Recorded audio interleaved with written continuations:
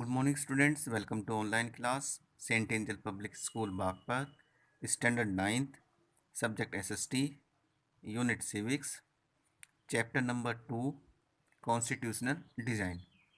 Last video में हमने study किया कॉन्स्टिट्यूशन के बारे में, संविधान के बारे में कि संविधान क्या होता है और संविधान का क्या महत्व है उसके बारे में।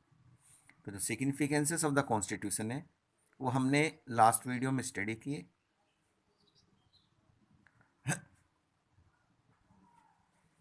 अब आगे देखते हैं point number 4, check on the misuse of powers.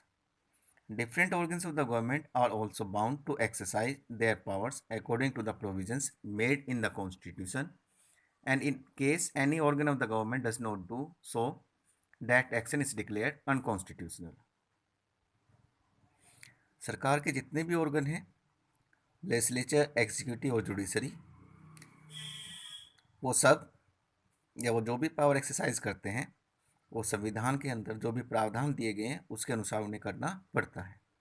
और अगर किसी केस में कोई भी ऑर्गन सरकार का ऐसा नहीं करता है तो उनके द्वारा जो भी एक्शन लिया जाता है वो अनकॉन्स्टिट्यूशनल, असंवैधानिक घोषित किया जाता है। This way the constitution check the misuse of the power of the government. तो इस तरह से संविधान सरकार को अपनी पावर का मिसयूज करने से रोकता है। Establishes the rule of law. Constitution is the supreme law of the country, and every organ of the government, government officials, and every individual is bound to work according to the constitution. देश के अंदर जो संविधान होता है वो सर्वोच्च होता है और कोई भी ऑर्गन सरकार का या कोई भी सरकारी अधिकारी है या कोई भी निजी व्यक्ति है वो संविधान के अनुरूप ही कार्य करने के लिए बाध्य होता है। This way, opposite to the rule of man, the Constitution establishes the rule of law. By rule of law, we mean that the administration is being run according to the wishes of any ruler. Democratic Constitution in South Africa. The system of racial discrimination was prevailing in South Africa before the new constitution came into force at midnight of 26 April 1994. तो यहाँ पर south Africa के बारे में दिया हुआ है। South Africa का जो नया संविधान था वो 26 अप्रैल 1994 के मध्य रात्रि में आया। उससे पहले साउथ अफ्रीका के अंदर एक रेशियल डिस्क्रिमिनेशन की पॉलिसी फॉलो की जाती थी। रेशियल डिस्क्रिमिनेशन का मतलब है रेस के आधार पर भेदभाव। त्वचा का जो रंग है, गोरा या काला, उसके आधार पर लोगों में भेदभाव किया जाता था। The policy of apartheid was imposed by the whites over the black. ये जो अपार्थेड रेशियल डिस्क्रिमिनेशन, गोरे और काले का जो अंतर है उसके आधार पर जो भेदभाव है, ये पॉलिसी साउथ अफ्रीका में गोरे लोगों द्वारा काले लोगों पर थोपी गई थी। Under this, people of South Africa were discriminated on the basis of colour and race. इस अपार्थेड पॉलिसी के तहत साउथ अफ्रीका में रहने वाले जो लोग हैं उनके साथ कलर और रेस के आधार पर भेदभाव किया जाता था। Since 1950, the black, colored and the Indian fought against the apartheid system. इसके बाद 1950 से साउथ अफ्रीका में रहने वाले जो ब्लैक और इंडियन पीपल थे उन्होंने इस अपार्थेड पॉलिसी के खिलाफ आवाज़ उठानी शुरू कर दी। They launch protest, march and strike.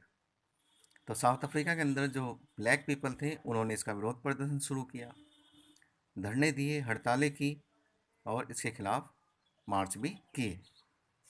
The African National Congress (ANC) was the umbrella organization that led the struggle against the policy of segregation. This included many workers' union and the Communist Party. तो South Africa के अंदर African national Congress (ANC) main party थी जिसके तहत सभी छोटे मोटे जितने भी संगठन थे जैसे वर्कर्स यूनियन है या फिर दूसरी पार्टियां वहाँ पर थी जैसे कम्युनिस्ट पार्टी, वो सब अफ्रीकन नेशनल कांग्रेस पार्टी के अंडर में ही इस पॉलिसी के खिलाफ आंदोलन कर रही थी। साउथ अफ्रीका में जो पॉलिसी है सेग्रेशन, रेशियल डिस्क्रिमिनेशन या अपार्थेड, उसके खिलाफ आवाज़ें उठाई जा रही थी। Many sensitive whites also joined the ANC to oppose apartheid and play a leading role in this struggle.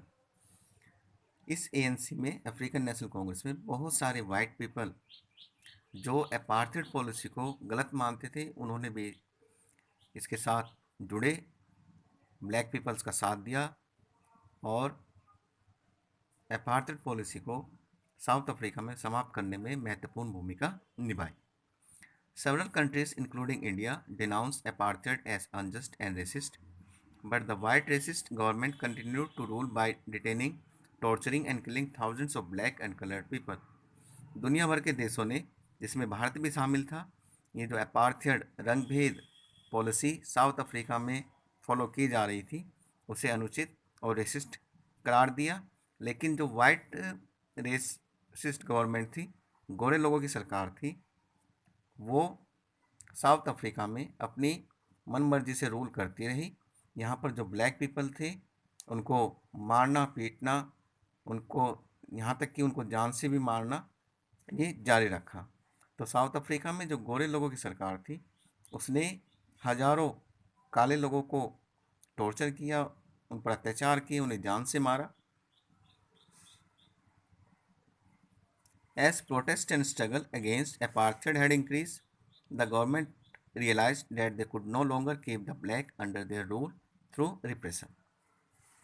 तो साउथ अफ्रीका के अंदर जो विरोध प्रदर्शन था या जो संघर्ष ब्लैक पीपल यहाँ पर कर रहे थे अपार्थाइड के खिलाफ, वो दिनों दिन बढ़ता जा रहा था और सरकार को ये एहसास होने लगा कि अब वो जो ब्लैक पीपल हैं, काले लोग हैं, उन्हें और ज़्यादा दबाकर नहीं रख सकते. The white regime changed its policies, discriminatory laws were repealed, ban on political party and restriction on the media were lifted.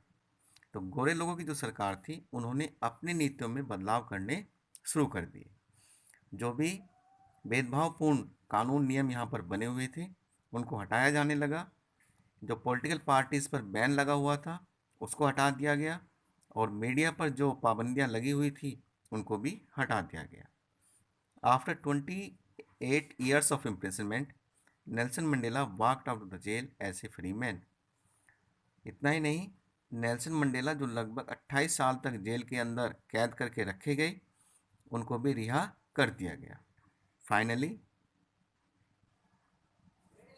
at the midnight of 26 April 1994, the new national flag of the Republic of South Africa was unfurled, marking the newly born democracy in the world. और finally 26 अप्रैल 1994 को गणतंत्र south Africa का नया राष्ट्रीय ध्वज फहराया गया, जिसने दुनिया में एक नए लोकतांत्रिक देश के पैदा होने की घोषणा की. तो दुनिया में एक और नया लोकतांत्रिक देश पैदा हो चुका था, गणतंत्र देश पैदा हो चुका था, और वो था south Africa.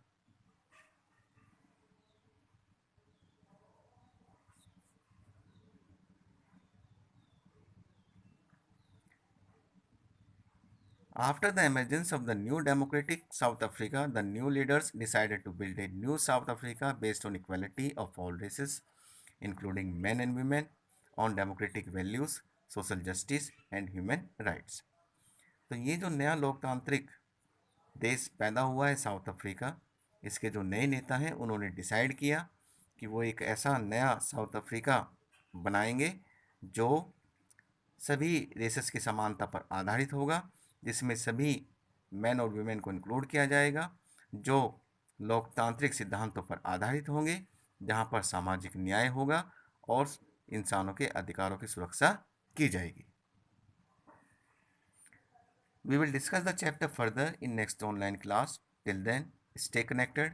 Have a nice day. Thank you.